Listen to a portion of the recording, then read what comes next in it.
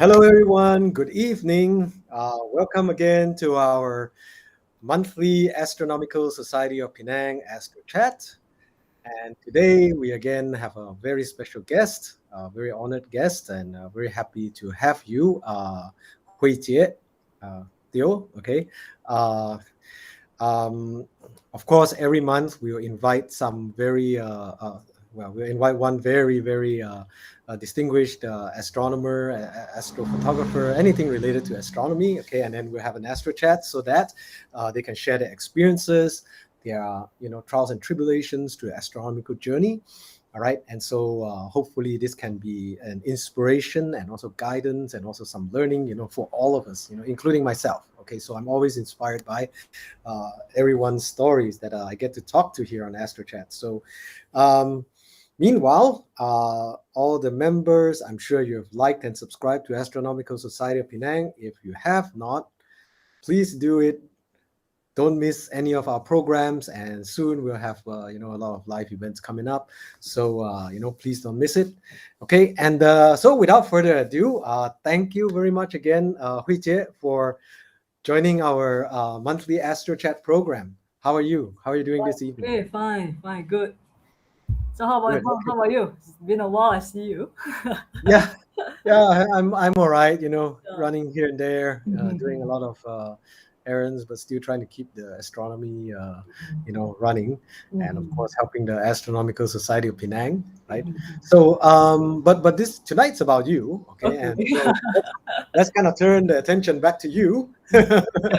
Okay, so yeah, so I think that a lot of people do know Hui Jie, you about your astrophotography. You're an amateur astronomer based in Perak, Malaysia, right? And is that's correct, right? Perak, right? You're in No, okay. my hometown is Penang, but now I'm in Selangor. Ah, Selangor. Okay, I'm sorry. Go ahead. Your homework. Yeah. Don't fail me. So you're a lecturer, right? Are you Yeah, yeah, you're yeah, yeah, you're a lecturer. So yeah. don't fail me. Okay, I No, have no failed worries, you. no worries. But I used to be in Perak. I grew up in Taipei. Seriously? I grew up in Yeah, Taipei. yeah. That's what I thought. I figured. Mhm. I remember you're somewhere in Perak. Thank you for Yeah. saving me. So you're not totally wrong. Just that after that, when I go to uni, I moved over to Selangor, and I've been there since my uni time until now. Okay, okay. Selangor. All right, all right. So my apologies about that. Okay, so can you tell us a little bit about like how did you get started in astronomy and things like that? Did you start when you were in Perak or when you moved to Selangor or something? Okay, I think my history should be the same as everyone. It's just that one day when I'm studying science in a secondary school, I can't remember much about astronomy that I studied in primary school. Maybe I didn't really pay attention in class and things like that. Remember in PMR, I think the last few chapters we talk about the sun, the planets, and things like that. And Mhm. it's from the last three chapters, if I'm not mistaken. And usually the teacher will just skip, because we are more concerned about all the things in front that we're going for PMR and things like that. So yeah, somehow the teacher didn't really cover much in class, but I still managed to take a look, and then somehow I just feel that it seems to be more interesting than everything that we studied in front there, for the past few years and things like that. But don't really have much time to actually drill into it. And after that, after exam, you just throw the textbook aside, and then that's it. So after that, I just totally forgot about it until when I was in my form six. I went to school very early, usually around six something before the school gates open. So I just hang around at the padang there with some of my friends, and then that's how my friend introduced to me. He has this small cutting. I still remember that a star chart that he cut from a newspaper. Then he just showed me that one. I said, "Hey, you see this one? Oh, they say that can use this to recognize the stars and things like that." Mhm. So she just showed me some of it, and then hey, I think that's nice because there's nothing much for us to do while waiting for the school gates to open. So that's how I first saw maybe Big Dipper. Not to say first time I see see Big Dipper. It's just that pay attention to what you are seeing. I mean, stars. I believe that everyone has seen stars before, but Right, they right. know me, but I don't know them. That kind of things. So that's how I slowly learned to know that actually there are something that you can refer to see what is it actually in the sky, which is the newspaper cutting of the star chart. But after a while, also, like Form 6, STPM, and then you're busy with work, and then just chuck it aside again until I think I went to university. I went to UKM in Bangi. So we're very near to Selangor. That's how Right. that time I got to know Star Hunter Society. Star Hunter with Bobby, Sufen, they all, and Yes, Bobby yes. Cham, Sufen, they all. And then that's how I started to get interested. I feel like astronomy, not to say astronomy, I feel like hobby, this kind of things, is usually it gets more fun when you're in a group. If let's say you're just alone taking a book and just read, you will get excited, you will see things, but it's still missing something. But once you find someone who share the same interest, then can go out stargazing together, and then we learn from each other and things like that. And that's where the thing starts to get hot, and that's how we start to get excited about things, and then that's how we learn about things. Yeah. So basically that's how I started. So basically to say when did I start to get seriously into astronomy is when I was in my university years, and that's when I get my first telescope. Oh, okay. What was your first telescope? 4.5-inch Dobsonian. Oh, Dobsonian. Yeah, it's a Wow. Dobsonian, and until today it's still my favorite. I don't know whether is it because my first love or not, or because is it that it's convenient. It's really convenient because Yeah. it's a Dobsonian. Basically, you no need to do much setup. It's always there. You just take it out, put it on the floor, and then you can just do everything. So Yes. because of the convenience, so I still prefer it over the equatorial mounts and things like that.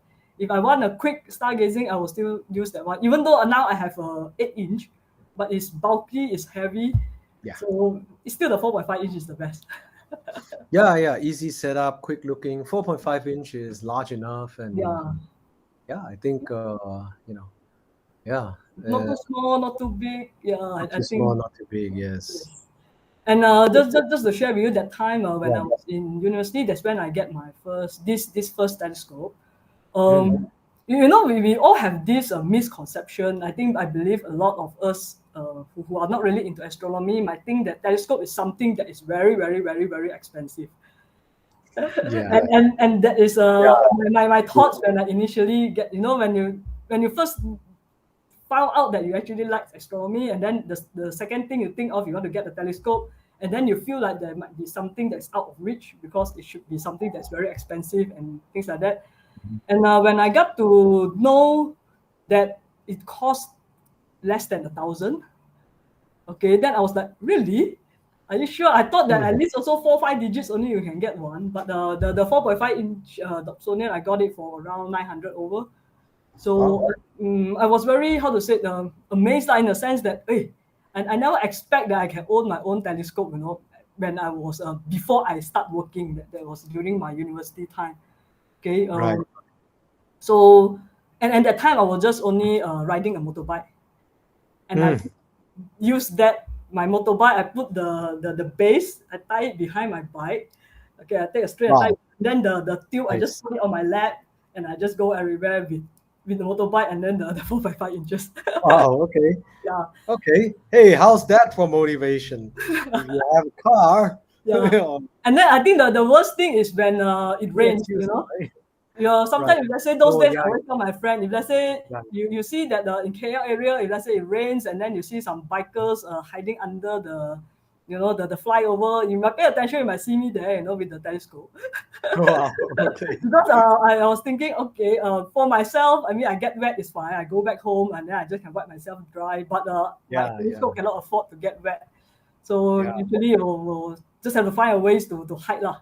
Then Uh, Probably not available already, right? The telescope. Like, is it still for sale or something? Or not yours, but I mean, like, can we still get it I from think we somewhere? still can get it, yeah. Maybe Really? Okay. 4.5, maybe not so much, but I believe that we still can get it. But I think now mostly people will go for 6 inches now. Yeah. And But this, oh, is it the Orion one or something, like a small one? no, that one is just the small one. I think those days don't really have brand. I think that time I get it from a Stargazer. So they just put the Stargazer sticker there, so it's the Stargazer brand. Yeah, that's why. Okay, so it's still being sold, right? 4.5 inches, yeah, I think so, yes. Oh, okay. Yeah. I mean, maybe you can share the information with me later, and then see whether we can post the link if it's available. Because sometime I do get inquiry, like, hey, I want to start astronomy, but a telescope is so expensive, and then all this I want to. So I find a hard time, finding a good remedy. I just say, go get binoculars. Match, it's like, what? True, You yeah. crazy? Binoculars are good, right? As you probably know. Yes. Yeah. So it's easy, but it's how to say, it's a bit shaky. Like, if let's say your hand is not steady, then Yeah. Don't drink coffee before watching it, using binocular. Yeah. Otherwise, you get earthquake and eye quake and stuff. Yeah. Okay, good. Yeah. Definitely. Like when you could share the link, yeah, please do. So, but did you face any like particular challenges, like when you start up astronomy or something? Like maybe finding dark skies or safety or something. Not so much. I feel like I'm quite lucky in a sense that I got to know this group of friends, the Bobby Chiang, Sufan, they all. Yes. So they used to, how to say, they are the one who go and do the survey and find all the sites. So most of the time I just follow them. Like last time in Selangor area, those days we went to Uluyam, Uluyam areas there, and then sometimes Fraser Hills and places like that. And I'm also lucky in a sense that I told you those days I was just only motorbike. So I was in UKM, which is in Bangi. So I will have to travel from Bangi to KL to PJ to their office. Then I hop into their car and then they can just bring me away. Sometimes I also don't know where I go. Okay. They say, okay, let's go. Okay, just go. I just go because the time those days I don't want to say that it make me sound very old. Those days we don't have the Google Map GPS thing. Right. We have the book type of map. So Yes. what we do is I just hop into the car and then they say, okay, we go somewhere. Sometimes the places also I never heard the name before. But never mind, as long as it's a good place, and then I got buddies, they all and together. Yeah, sometimes we just hang around, maybe at roadsides, or maybe some parking lot. Sometimes I really don't know where am I. It's all dark, pitch dark. You ask me how they end up here, I also don't know. I just follow their car and then they Okay. Right. But I think the point is clear, right? I mean, like, if we want to start astronomy, one of the best ways to join an astronomy club or find like-minded people to and then even if you don't have a car to travel around to some harder to reach places, there's always someone willing to give you a ride. Yeah. Right. Sure. Yeah. Correct. Because I think hobby kind of things is, I mean, the more the merrier, and then the more people we can share things, and then we can help each other and things like that. Yeah. So actually, so can you share a little bit, like, what kind of objects do you like about, in the sky, or actually what makes you like astronomy? What makes you like the stars? Okay. Of course, I think initially when and I told you that I started when I just look at the books. I don't know. I feel like maybe it's just how to say, it's just fate that we just fall in love with each other.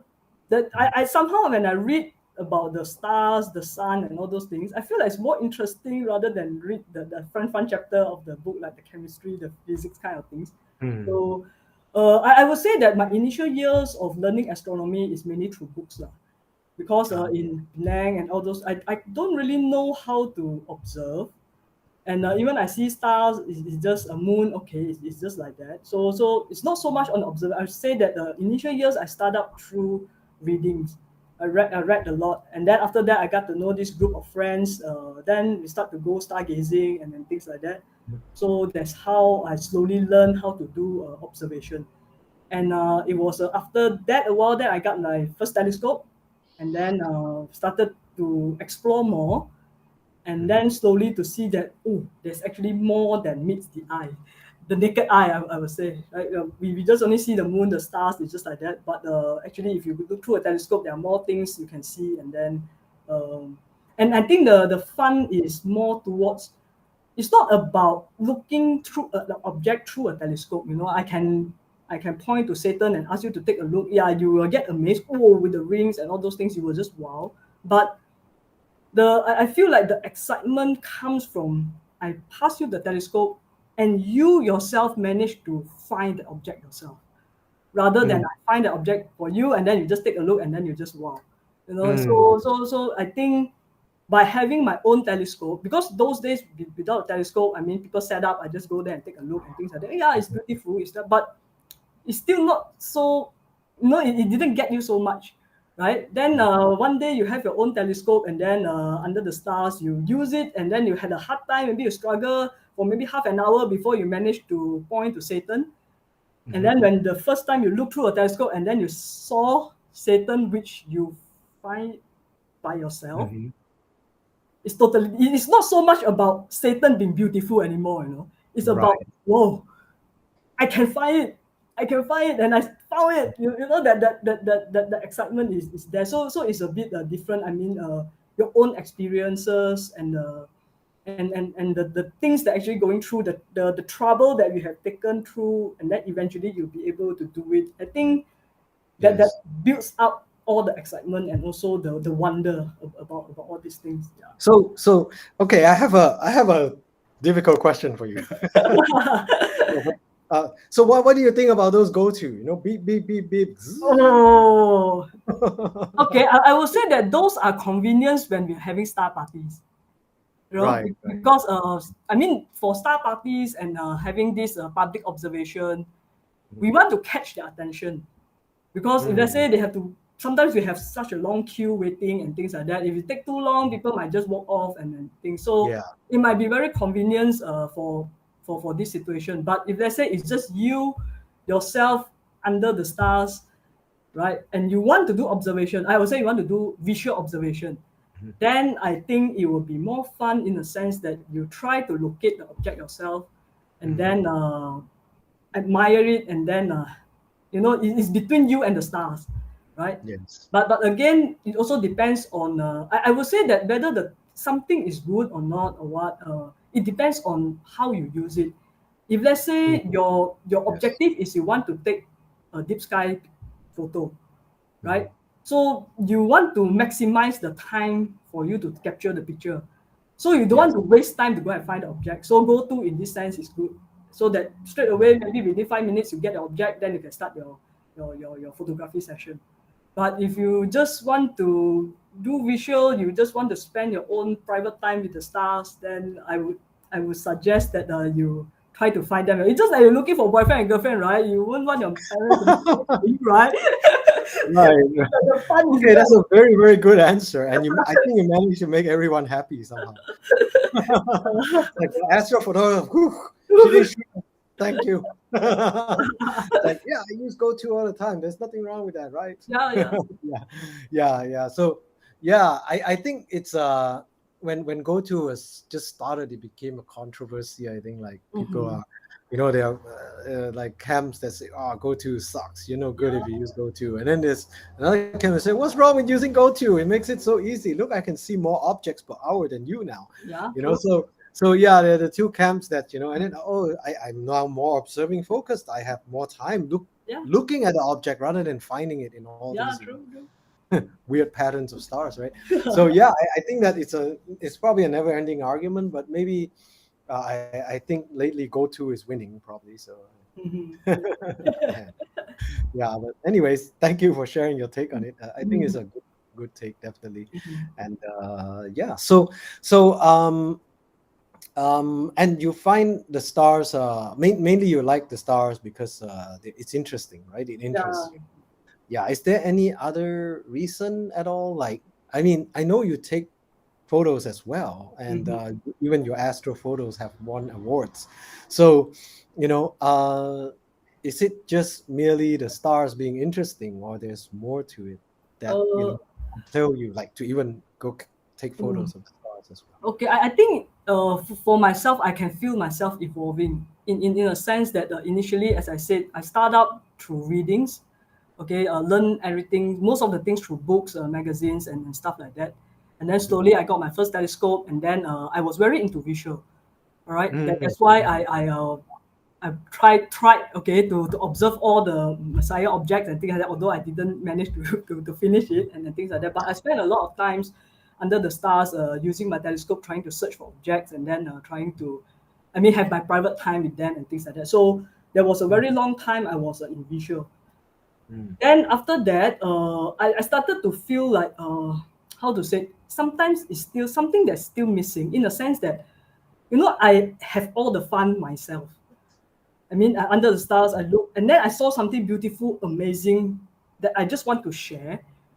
But it's difficult to say through words. It's just that now I describe to you, that day I look at M3, and then how is it, like that, then you just, like that. So Yeah. it doesn't really get into people. True. Or I tell them, okay, I went to this trip, and then I saw the skies very beautiful with the moon here and the stars there, and then they are moving and things. So eventually, slowly, I moved to astrophotography. It's more towards like, it's easy. People say a picture tells 1,000 words. So if I can show you what I seen there, then you can feel how I feel already. You can see what I'm seeing.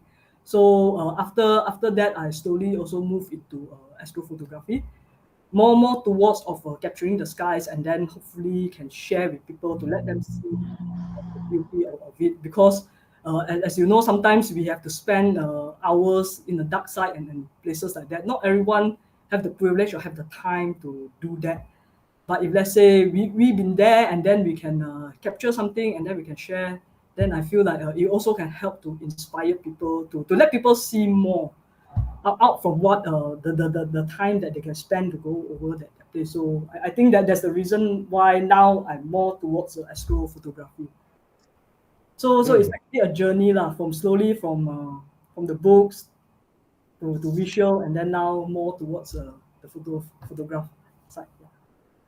Nice. By the way, one of our ASP members, CK Low, hi. Good to see you on the ASP channel. So how did you know CK, or did you know? Oh yeah, I think astronomy in circles in Malaysia is very small. I think I know him more than maybe 10 plus 20 years, maybe, because he also from Penang. I also from Penang. Okay. So Right. Yeah, I think CK probably doesn't realize it, but I've saw his work yeah. for a long time also. Yep. Yeah. So yeah, he's actually more famous than he thinks he is, I think. Yeah, his astrophoto and all those things. Yes. Do very nice work there. But anyways, so let's get back to you. So and one day I'm gonna interview CK. But so back to you first. So uh when you are so when you switch to doing more astrophotography, do you still do visual? Do you still like do a lot of this visual observing at all, or? Sad to say, I cut down a lot. Okay, in a sense that my house outside the area there, the light pollution is getting worse. I think the only thing I can see outside my house maybe is just the moon and some bright planets, some of this. And then another thing is because nowadays we have to travel to a lot of darker side. If let's say I can use a car to go to that place, then it's still fine. I can still bring my telescope. But for the past few years, I mean before the MCO, the pandemic, the past few years, I usually travel overseas. So it'll be quite difficult to actually bring a telescope to do visual. So I would say for the past many years, I mainly focus on the astrophotography rather than Yes. which I hope that I can slowly pick up again. Okay, although now I have my 8 inches, the 8-inch Dobsonian. It's still a Dobsonian. Somehow I just love Dobsonian. But I understand you. I understand you. Yeah. So I get it should be my third telescope. I still get back the Dobsonian. Although I have the 8-inch, which I believe that it can make my observing more interesting, and the things I can see will be more dimmer objects. But somehow at the certain corner of my mind, I still keep on thinking about my 4.5-inch. Anywhere I go, I will still want to bring, because it's easy, it's light, and then it's convenient, So, and maybe because it's my first love. Well, I think that there's a very compelling argument for the portability Yeah. I don't want to detract too much, but I totally understand how you feel, because we are pretty similar. I also was a visual astronomer, and then switched to astrophotography. But when doing a visual, yeah, I have 8 inch, I have 6 inch, and stuff like that. I always gravitate to the 6 inch. It's easy, pick it up, put it down. Yeah. 8 inch, you look at it, I have to use more strength. Yeah.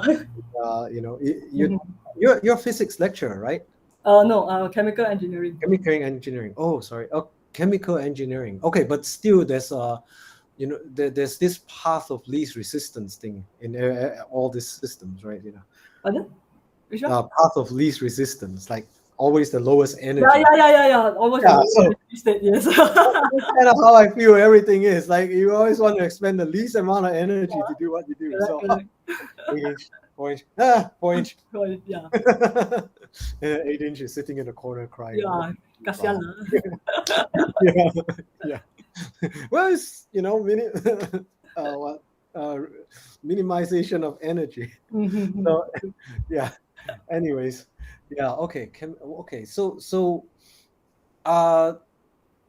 any interesting connection between your, field of interest and astronomy and astrophotography for yourself?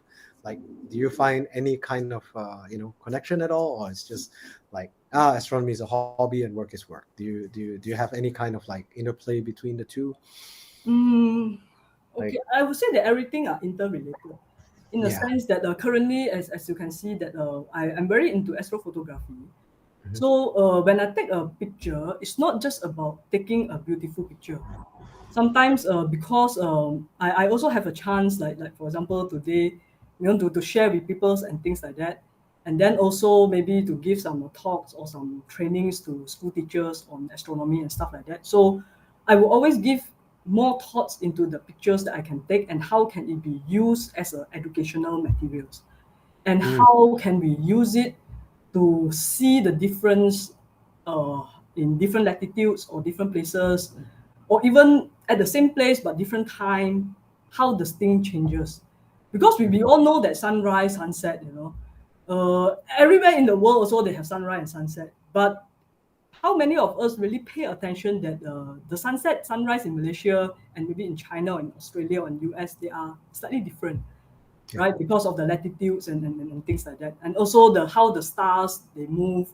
Even like we have a constellation Orion. Yeah, in Malaysia you can see Orion. You go to other country also, you might be able to see Orion. But the orientation of it, whether is it lying like that or it's like that, it's different, whether it's low at the horizon or it's high up in the sky and things like that. So these are the things that I feel like it's nice for us to know, and then we can share. So if I have a chance to go to travel to different places, so I will try to capture all these things so that I can put them side by side. You can see, if you take a picture in Malaysia, this is how it looks like. The same constellation you take in China, that's how it looks like. So at least people can see that, wow, it's not just about just stars in the sky, just dots in the skies, but there are more things into it. And then also, in a way, we can reflect back in our life that sometimes we just need to pause. Nowadays life, everyone is busy, just keep on moving.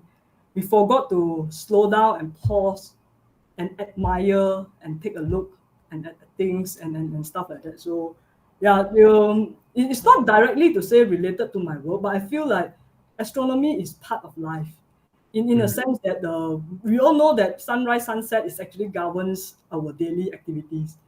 So, Yes. so it's already like that, right? And then also whether the moon, the moon phases and things like that, that's how we get our calendars and stuff like that. So it's basically interconnected. And then for me, I feel like to be able to let people see all this connection, to be able to feel like what we are doing here actually is part of nature. It's not something that we shock sendiri and then we form our own gang and then we go and do things ourselves. But it's rather, I keep on telling people, like the night sky is basically for everyone. It's not exclusive for astronomy club member. It belongs to everyone. I mean, everyone can just go out, just remember to look up, and then you will just be amazed by what we are going to see. Although nowadays staying in the city, the light pollution actually drowns most of the stars. But if you have a chance to really go outside, then yeah, I think that there's something that can make us relax and then make us connect back to nature. And then hopefully with this connection, we feel more for nature, and then we will learn how to protect them more. And then because you will feel like they are part of us, you won't go and hurt yourself, right?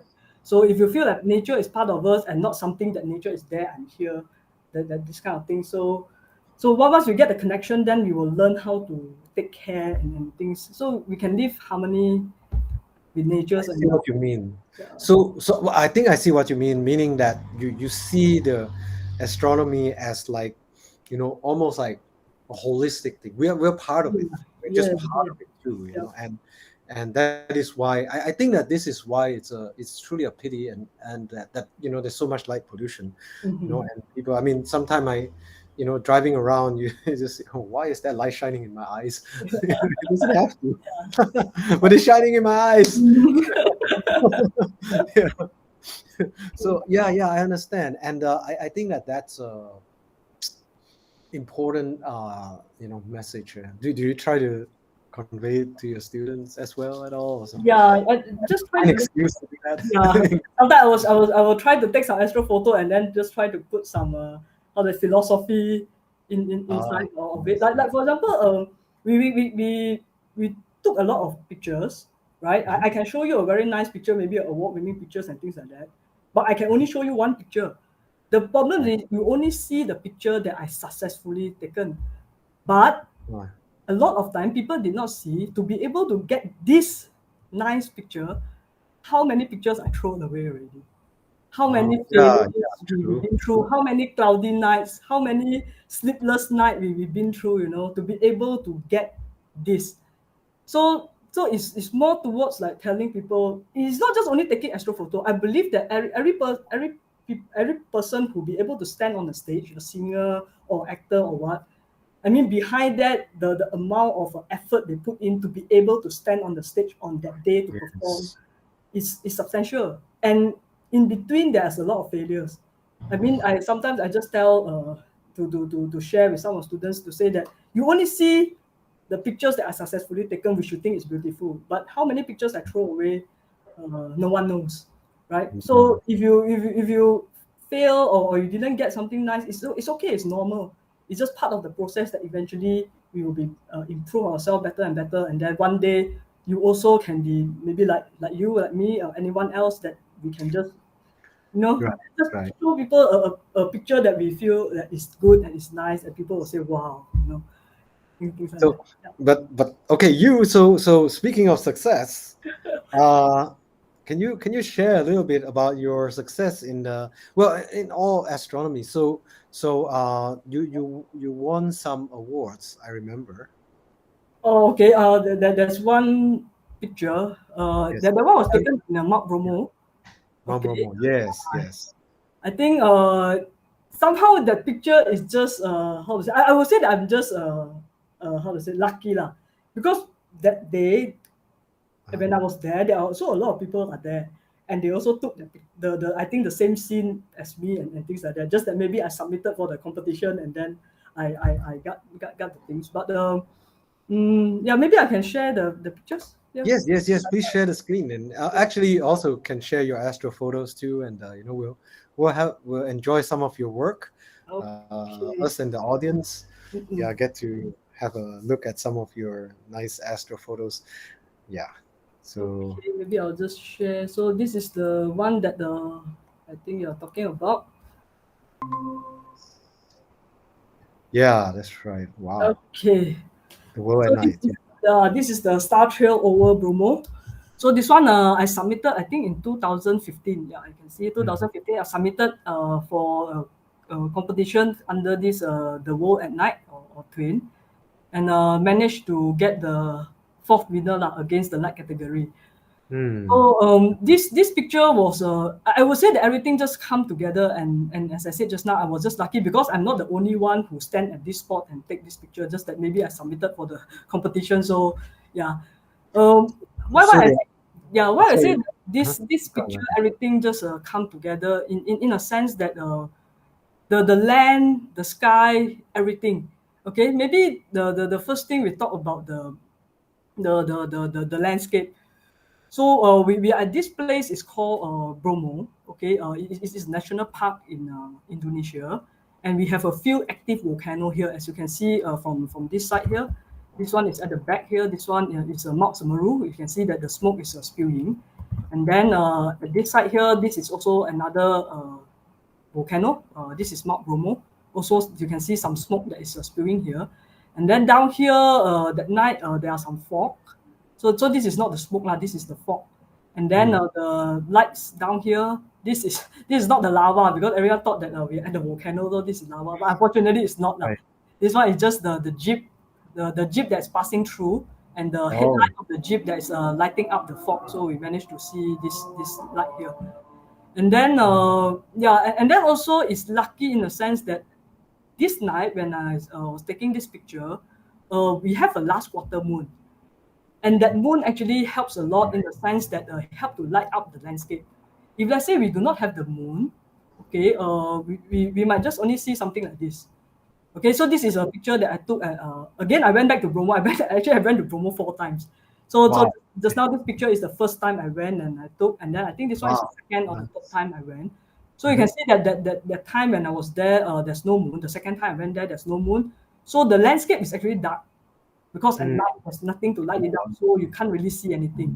So Is for it? this, because of the moon, and then it can manage to light up the landscape. So we managed to see the landscape, and then at the same time, of course, the weather is clear, and then we can see the stars. And then I took this picture for around, I think, 2 hours, so we can see that the star trails are moving around the south celestial pole, and the Mm. bluish sky is due to the moon to light up. So I would say that all the elements just come together Mhm. for me to be able to take this picture. Yeah. God, that's very nice. So, um, can you share a bit like how did you take the picture? Like, were you it's a star trails, right? Yeah, So you take many photos and then you combine them. Is that yep, right? yep. For me, usually, maybe as you said, Derek, that like we always want to go to the minimum energy level, you know. Right.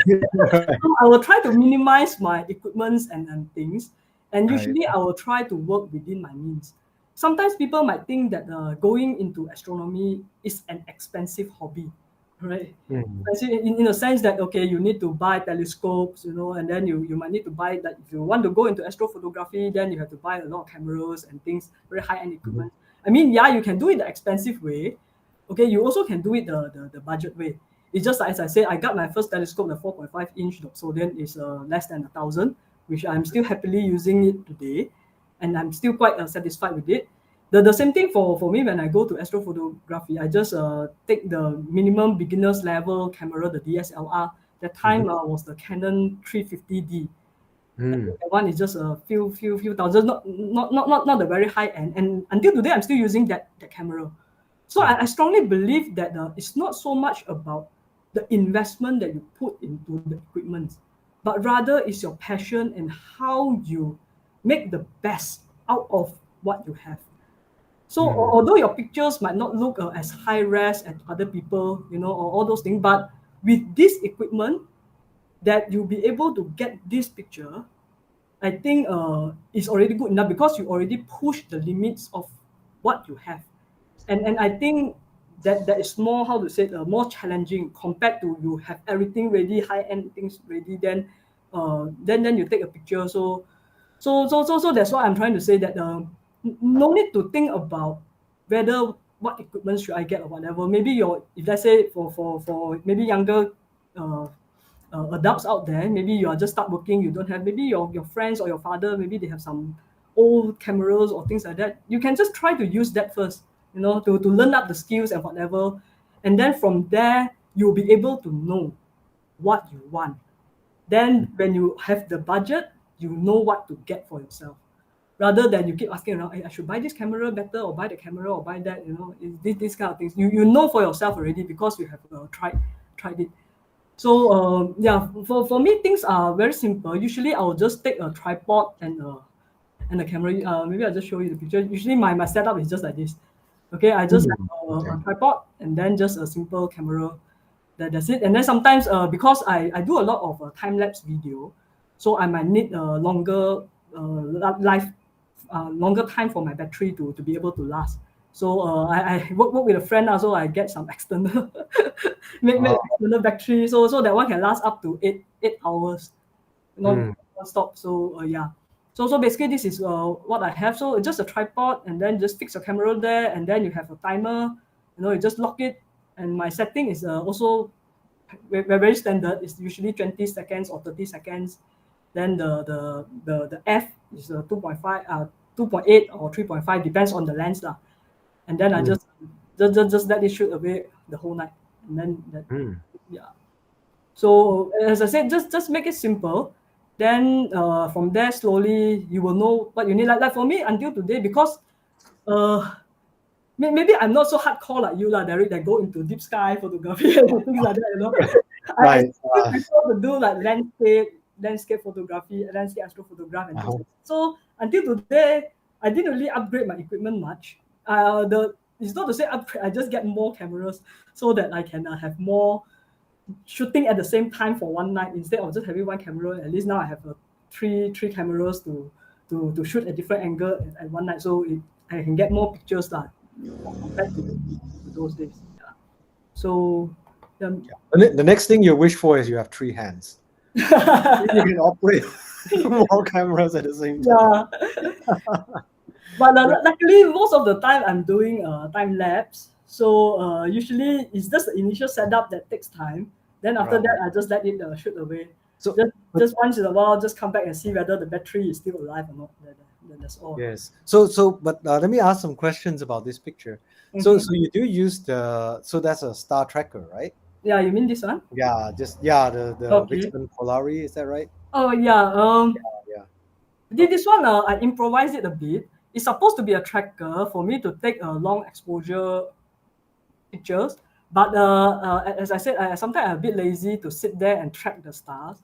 So I usually also 30 seconds and that's it. So I use this as how to say, a motor to pan my camera. Hmm. So that's why you see that it's horizontal. It will be a bit weird, right? Because Right, right, this one usually you won't be pointing the scope this way, right. right? Unless you're at the pole then you're with the polar bear, then only you will do this way. So you see Yes. that it's horizontal because I just use it as a panning so that I can just pan my camera all the way like this.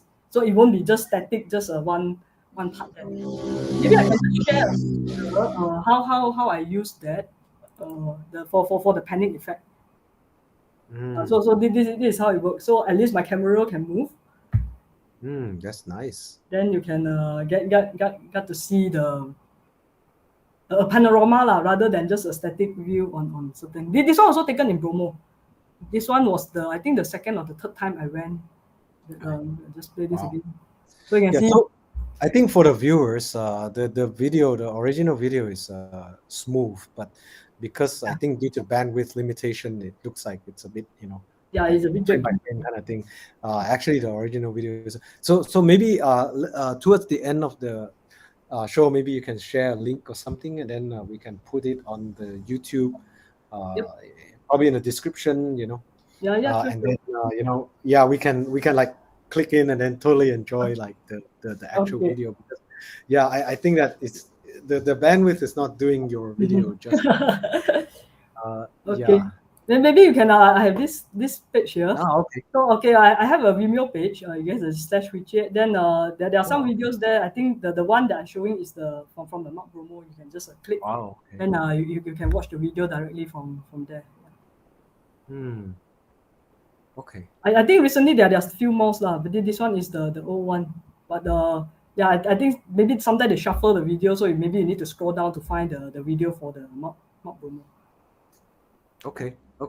Yep. So yeah, thank you. Yeah, that's a good site to go check out Hui Chieh's videos, and I certainly will be clicking on that. Yeah. So yeah, do you want to share some more of your astrophotography, and any tips? Like I think that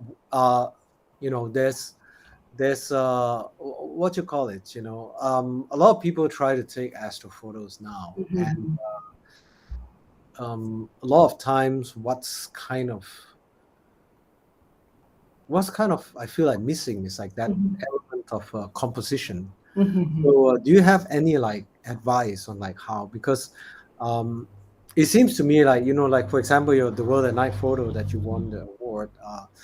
It has a very nice composition. Now, of course, as you would say, it's luck, but I kind of I can say, yeah, you need some luck, but you need the skill, right, to be able to take advantage of the luck that you Mhm. got, right? So even if it's happened, then uh, the scene is in front of you, but if you don't know how to do it, right? So maybe you want to share a little bit, like in compositional aspects or some things that you think are important, that our viewers and even and myself too can learn a little bit, or any of your kind of like more significant findings. Okay.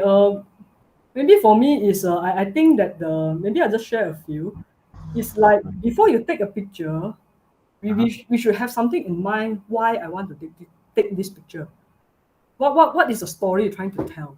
Because remember just now we said that a picture can tell 1,000 words. So Yes. you want to share this picture with people. So what you're trying to tell people? Like for example, I took this picture. Okay, I just simply click and I got this. Is I went to a school in Kelantan Uh-huh. that I went then there for astronomy talk and then things like that. And then at night I see that the sky is nice and things like that. So that day when I tried to take this picture, the things that in my mind is I want to let the students know that, although you can see that I went a lot of places like Bromo and this overseas places to take nice picture, it doesn't mean that you have to travel very far to see a nice sky. It's just right above your head. If you remember to look up every night, there will be a night where you will be amazed by how beautiful your sky will be. And that sky will belongs to you because it's from your place, your house, your school, and things like that. So Mhm. like sometimes you tell people, hey, your house actually can see stars, your schools you can see stars and things like that. So sometimes people will say, really meh, can meh, sure or not, this kind of things. So that time when I was usually when I go to schools and things like that, I will try to stay back and then try to see if let's say hopefully the sky is clear, then I can take these pictures and then to share with them to see it's true. You do not need to travel to very, very far off places. It's just right in front of you. If you remember to look up, you will be able to see. So like you mentioned about the composition of this. So I want to show that you can see stars and then it's from your school. So that's why I have the school buildings here and then at a certain angle so that it's like because from this angle that I'm standing is actually coming in from the guardhouse. So Mm. meaning that you just walk in through the guardhouse, you look at your school, and then wow, you can see the school and the skies and things like that. So this is how what I mean is you imagine that someone is standing certain places, and then this is the view you want them to see, as if that they are looking through your eyes. So as I said, the story is important. Okay, so like maybe another one. This one also taken Mm. from school. Wow. This one is in Sarawak. So this is behind the school at the Padang there, where they have a few blocks, and then the canteen is on the right here. And the Milky Way is just fantastic. Come on, this one in Cebu. Cebu is a town, and you can just see the Milky Way just all the way like this. No Wow, one really? can believe it. Wow, Yeah, I wish I went to that school. yeah. And you can see actually there's a lot of light pollutions around. Yeah. But once the sky is clear, you can just see it. So yeah, this one these few pictures that I took is I just want to share that from your school you should be able to see all these things. No need to Uh, really travel. Just appreciate what we have, lah. I would say use and how mm. make the best out of what we have. If we have a light Wow. polluted sky, it's still fine. We still be able to see things. It might not be as good as you went to a desert, but it's yours. It's yours. It's your sky. Yeah. So Yeah. Uh, was, this was taken around when the. That one was many, Or the many years previous back. I think in 2016, maybe 17 or 18 like that. Yeah. Okay, All right. these So are, the light pollution yeah. is Mm-hmm. the light pollution there is probably not as bad. I mean, I'm always amazed by places where, like, you think it's a town or city, but then you just look up and you can see the Milky Way. Like, Yeah, yeah. it's quite crazy. I found some places in Thailand that has this, Mm-hmm. and always, like, fascinates me. Yeah. So I think that for Malaysians, I guess, Cebu Sarawak is probably meeting that criteria. Yep. Yeah, yeah, Because as we always says that as what I shared with you previously, like we sometimes it's not that there's no stars for us to see, Sometimes it's just we forgot to look up. yeah, yeah, We are too busy looking down most of the, yeah. even if you don't have stars, even if you stay in a light polluted city, I believe we still be able to see the moon. Okay, unless Mm, it's too hazy until like Beijing, then it's totally you yeah, can't see anything. Then it's another story. But if I say at least you still can see some blue skies or some clouds in your area, then at night you walk out maybe for dinner time or maybe you just take a stroll around the neighborhood. You just look up. Sometimes the moon also can be so mesmerizing. It's just yeah, so beautiful and it's just so bright. And then sometimes also I'll try to share with people is that a lot of people might not realize that actually the moon can cast a shadow. The moon can be so yeah, bright yeah, that yeah, you just walk on the street, it's something, even middle of the night, I can still see a shadow. It's actually the moon is giving you the shadow, it's cast a shadow on you. So, and then is I don't know, maybe next time you all have a chance, you really pay attention. Is the color is really nice, when people, those poet, they try to make a poem or things like that, talking about silvery moonlight and things like that, yeah, it is true, yeah, when you have a nice full moon night and then you walk on the street without the street light and things like that, and then you got to see your shadows, and then you see the lights that's shining, the moonlight that's shining on your skin and things like that. You got that silvery shining and all those. You just feel like you're part of the universe. You just blend into it, and then Mhm. it's just amazing, the feeling. Right, right. Yeah, yeah. I think there's too much distractions nowadays that kind of like distract us from all these really what we call the subtle beauties of Mhm. nature and everything. Yeah. So I mean, yeah, and I think that maybe that's kind of something your photos are bringing up. That's like, because I mean, it's a on in all technicalities, it's a simple photo, but it seemed to say something. Yep. It So I just think that that's kind of like what's the yeah, wow, I like this one. That's Orion right there. Yeah, it's already right in the middle. Yeah, yeah, yeah, and then that's street light. Yeah. Wow, Milky Way. Yeah, yeah. Even you can see that there are streets light around. That's how the building get lighted up. But we still be Right. able to see the Milky Way. You know. Yes. So I mean, as I always say, just remember to look up, and then there's Yeah. so many wonders actually waiting to be seen, to be inspired, to be just wow. Sometimes you just stand there and just look at the moon and just stare. Sometimes I did that when I was standing in the street and everyone was thought that what happened, and everyone would just look up. They were thinking that something is happening or Right. what. Right. Start wondering It what's was like, going what happened, on. Why am I keep on looking up like that? Yeah. Yeah. Yeah. Yeah. I know what you mean. Yeah. Yeah. Oh, okay. Even star trails. Some Mm-hmm. star trails there. Yep. It's nice. So these are all from the school. Yeah, this is all from the schools. Okay. Cebu Sarawak. Nowadays, if I went to school for talks, usually I will try to see if I can stay overnight at the school or not, and then try to find Mm, is there a chance to take some pictures to share.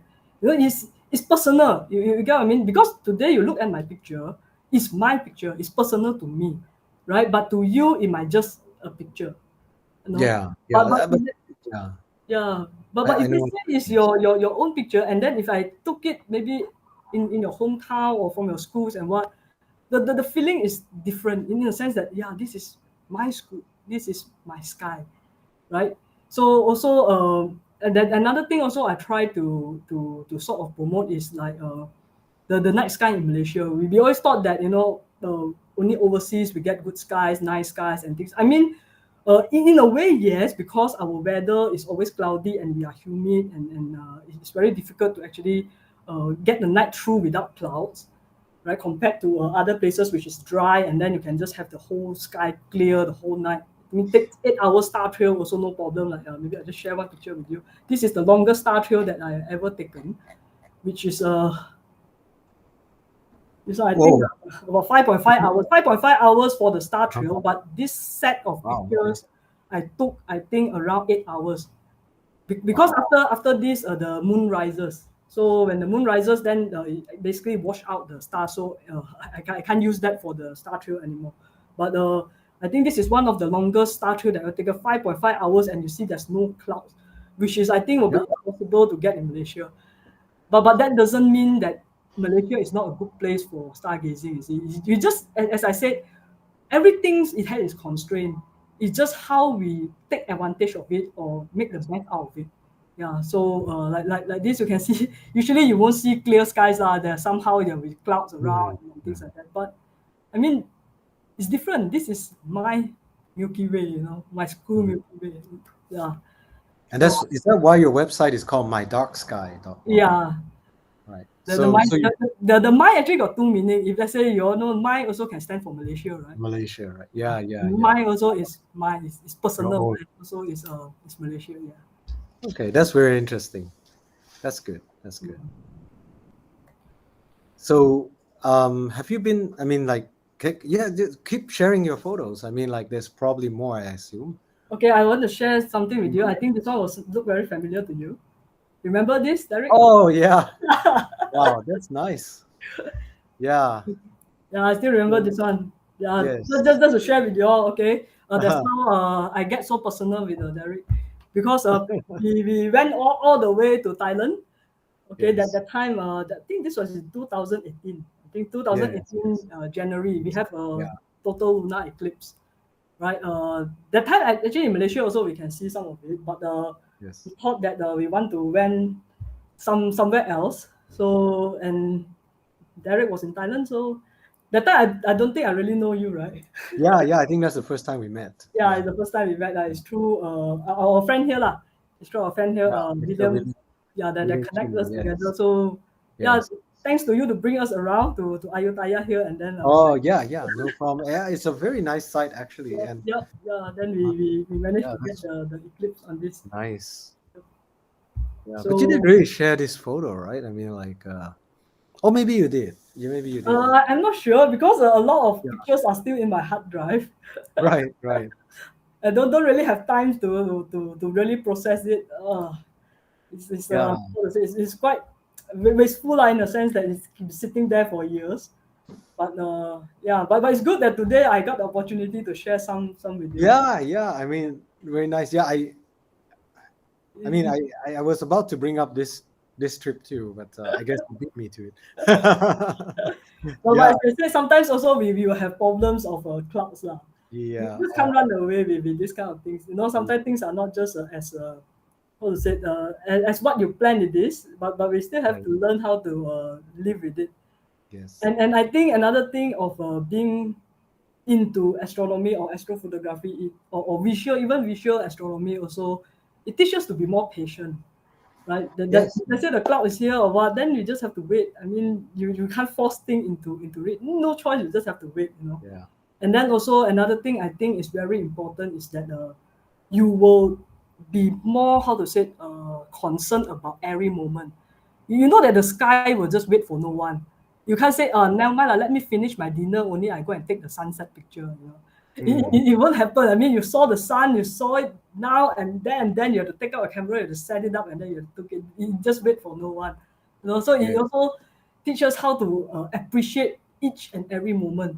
That means that if you miss this moment, you miss it already. So yeah, it's a few things that maybe eventually it help us in life lah. How we look at life Yes. and how Yes. we live our life. It's just like this picture.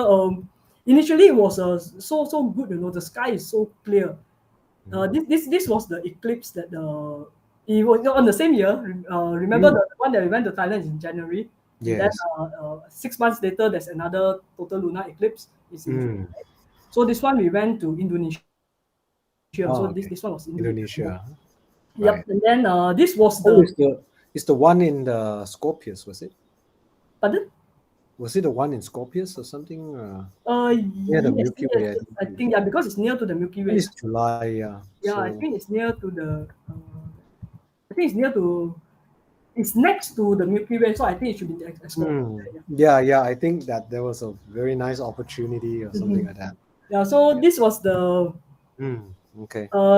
If I'm not mistaken, this is the longest uh, total lunar eclipse of the century. Where, because you can see that the Oh, moon right, right. is actually passes Yeah, through almost at the center of the umbra. yeah, So yeah. the totality time is I wrote it here is around 1 hour and 40 minutes. 1 hour and 40 minutes, which is very, very, very long. So you have 1 hour and 40 minutes to do all sort of things, and the moon is still in totality, you know. So Right. we've been thinking, oh, okay, what we can do. And then, as you said, if I'm not mistaken, it's really near Scorpius there. So we are thinking of taking the full moon with the with Milky Way, because usually we can't do that because the full moon Yes. is too bright, it just wash out the Milky Way. So that's the only time Yes. where you can take the full moon and the Milky Way at the same time is during a total lunar eclipse. And Right. that's what we are looking forward to do. And the sky is clear all the way until at the moment when it goes into totality, and then this is what we get, and then this is what we get. Oh, Oh, it's just like that. Maybe I'll just show yeah, this one. Let me see which one. Maybe it's this. So this is what happened. oh my God. It's just like that. Okay. Until eventually when the cloud clears. So it clears eventually. Oh, But as you can see, it's too late it's already. over. Right, Yeah, it's right. so bright because it's already come out from from the Uh, shadow, from the earth shadow. So we thought that 1 hour and 40 minutes, you know. I mean 1 hour and 40 minutes the cloud should clear, right? It should clear, but yeah, it cleared eventually after 1 hour 40 minutes later.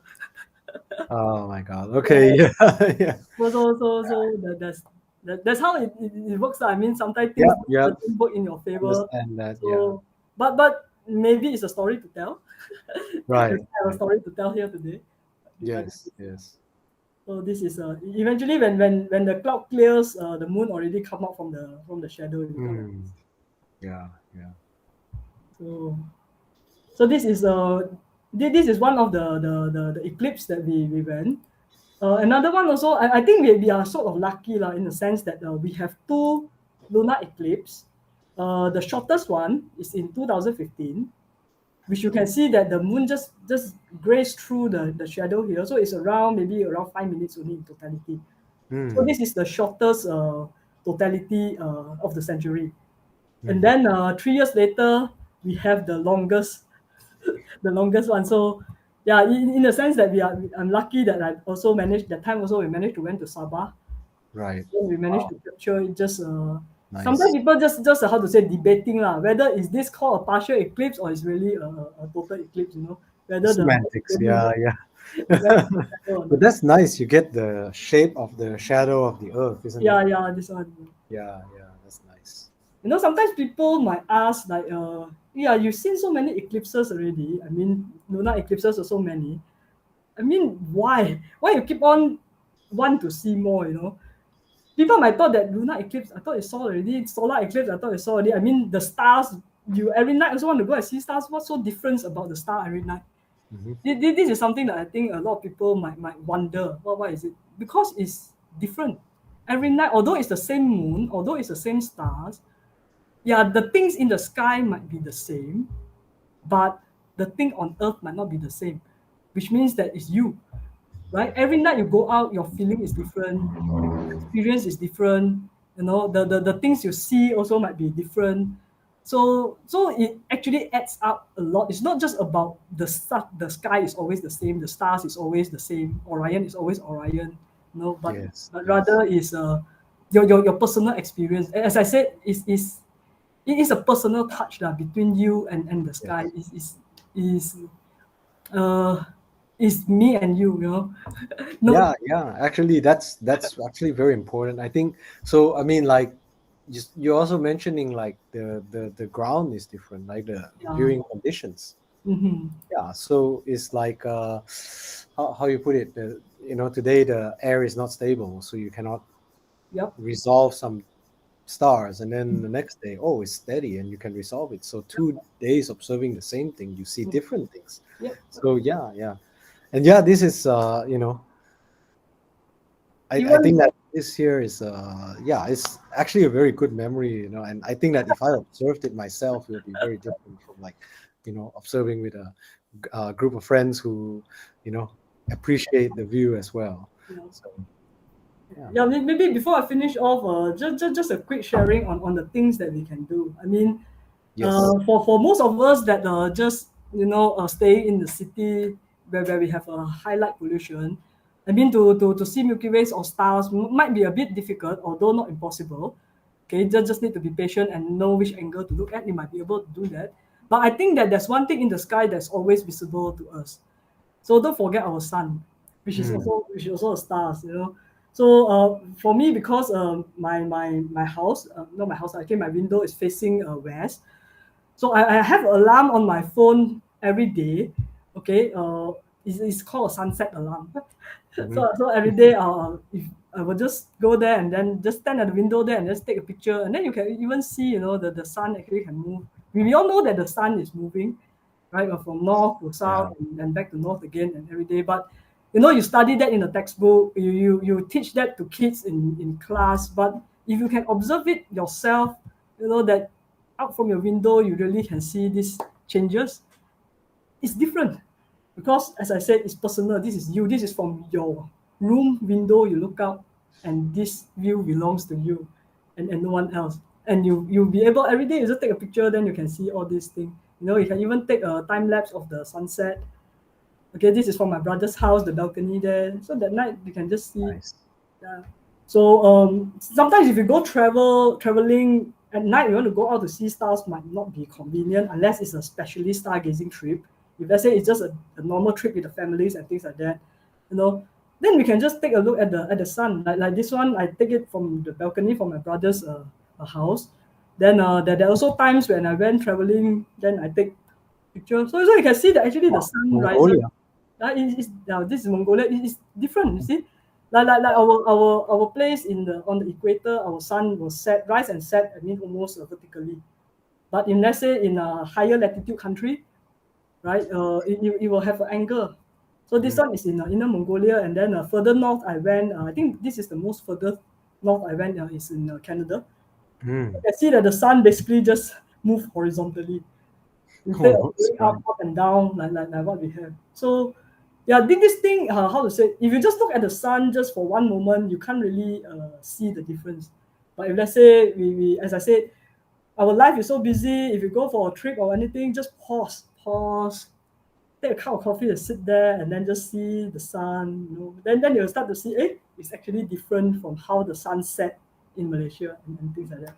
So yeah, so I think what I'm trying to share is just look up and then just pause and then just pay attention around and then try to admire and be amazed by the things that's happening around us. Yeah. So Yes. yep. So I Very think nice. yeah. So I still got a lot more, but I think it's almost time. Yeah.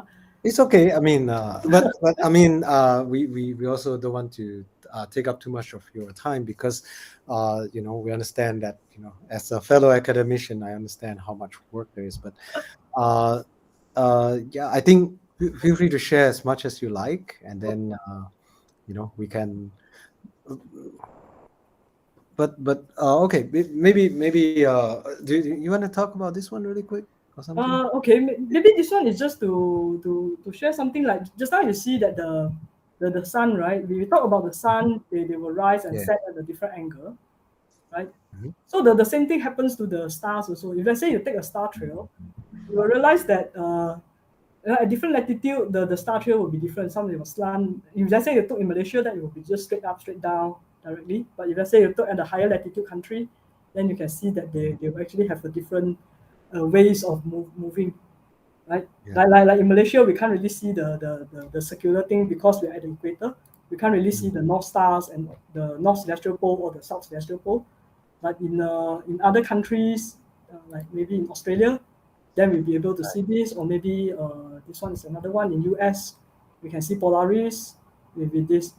So again, it's about knowing the difference at different places, and then from there you will feel like, oh, you just look at the picture, you know where is it from, and then you know that, okay, this picture belongs to high latitude country, so it's not from Malaysia.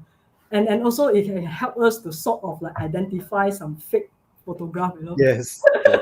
Like, like they put the moon and the sun, sometimes at the North Pole, South Pole with the penguin or the polar bear, and then tell you that this is light eclipse or things like that. So it's just, right, I know what you but mean. by having all these observation and these experiences, then we'll be able to be sort of be able to identify some pictures which is a real or fake, and then we also can reason it ourselves, which is Yes. not really rocket science lah. Because if it's based on experience, like we all know that the sun rise in the east and set in the west. I think everyone knows that. Maybe you memorize it from the textbook, but I think most of us have seen it before, sunrise and sunset. So it is an experience that accumulate, and then it can be part of us and part of life. And then you just imagine that your life is not just about work and work and work, but with all these things together, then yeah, it's more fun. Yeah, definitely. And I really appreciate that you share it. Now you're also, I think you're also a very humble person. Okay, so just to add, right, like Hui Chieh has also written a book. Okay, if you're not many people know about it, but it's about Messier objects, and I don't know. Unfortunately, we're Okay. I think I have a picture here. I just took yeah, it because you yeah, mentioned it the other day. yes, there we go. Yeah. Nice. Yeah. So it's So just a book. Yeah. yeah, hopefully, you know, if anyone might be interested, you can contact Hui Jie if she still Yeah. I has send you a complimentary copy. right. Thank you. Yeah. So yeah, appreciate it. And I think that maybe one last question, okay, Mhm. before we wrap this up. Yeah. Can you share with us a little bit about looking forward? What are your future plans in astronomy and astrophotography and things like that? I think I will continue doing what I'm doing now. I mean, Okay. in terms of spreading the love, okay, of this, and then also to how to say, to let people understand more about, as you mentioned just now, the connection between us. It's not something, because sometimes I know that there are some misunderstanding about people talking about, on the ground there are so many things happening, whatever, and then you all just like floating in the air, looking in the sky, and things like that, like not being realistic about life, and things like that. But it's actually not that case. I mean, the sky and the earth, they are interrelated. Okay, we and nature are interrelated, and everything. So I hope that I can continue doing what I'm doing by having these pictures, and then to share with everyone. I mean, what you can see, if let's say you are not standing beside me going like Derek, we go to the total lunar eclipse in Ayutthaya together, stand beside me and see the scene together. But at least, hopefully, I can capture some of the pictures and then take it back and then share with you all, and hopefully it can inspire you all one day also will go to the same place and then see the things with your own eyes yourself, and then you feel connected with the universe, with nature, and with everyone, rather than feeling how to say, just life is just about work, or just looking down. Just remember to look up. Yeah. Okay. Thank you. Yeah, and I think if you like to follow Hui Jie's work, she has her uh, Vimeo page. We will share it in the comments also, and also the mydarksky.org. Okay, I can see some of her photos. Yeah, Vimeo page, and hopefully we'll get to see more of your photos, and we'll get more learning from you in the near future again, and yeah, hopefully up again. Oh, check my feed, sorry. Okay, there's a question. Sorry, yeah, it's just went out. Okay, Jared. Mr. Jared, yes, may I know what software you use for time-lapse processing? Okay. I use Photoshop because the picture, the first one I took it raw, so I process it to become the still image in using Photoshop, and then after that I use Sony Vegas to do the video editing. Yep. Okay. Yeah, and I think that there are also tutorials online, right? That Yeah, yeah, yeah. how to do it. Okay, but Sony, that software is like a specific software, is it? Or Yeah, yeah. Sony Vegas is a specific software. Yes. how do you spell it? Sony Sony Vegas Okay. Vegas. Oh, oh, okay. So is a software by Sony itself, or? I'm not sure because this one also introduced by a friend, and then Oh, okay. then Okay. after I Yeah. use it, I feel like it's okay. Then I will just keep. I've been using it for a while lah. Okay. Okay. So, Jared, hopefully that answers your question. Okay. And I think that wow, time flies by very quickly when we're having fun, and it was certainly a very enjoyable conversation. It's good to meet you again, Hui Chieh. Yeah. Uh, yep. So thank you again for coming online to our Astronomical Society of Penang Astro Chat. Mhm. So yep.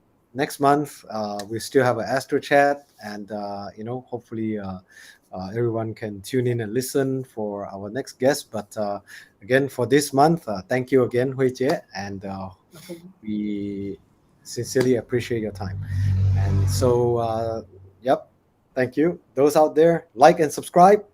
We'll bring more people like Hui Jie, okay, to share experience and wonderful photos and everything, and ideas. Of course, I think I'm very inspired by what Hui Jie just said just now about connecting nature to the stars and us, right? Okay, so have a good evening, and we'll see you all again very soon. Take care. Okay. Thank you. Bye bye, everyone.